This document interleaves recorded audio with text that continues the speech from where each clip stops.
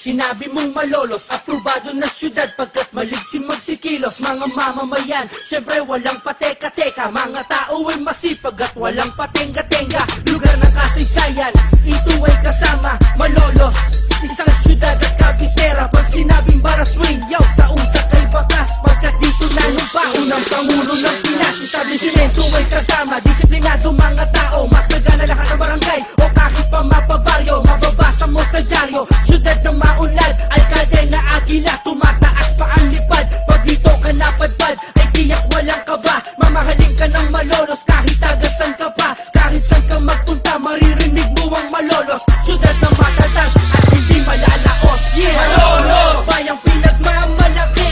Malolos! Dito na kami nagsilaki. Malolos! Syudad na merong katibayan, lahat ng namumuno ay pwedeng pagtiwalaan. Malolos! Bayang pinagmamalaki. Malolos! Dito na kami nagsilaki. Malolos!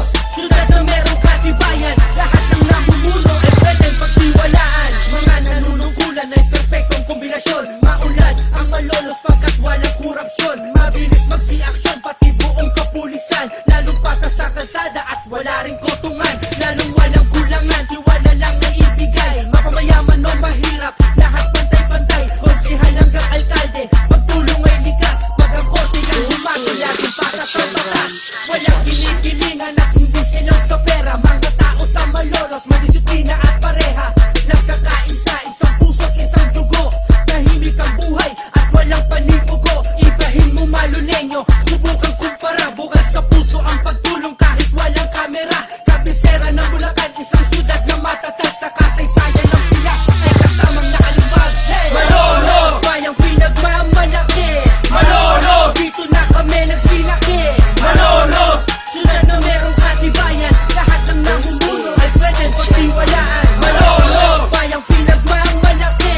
Malolos! Dito na kami nagsilaki. Malolos!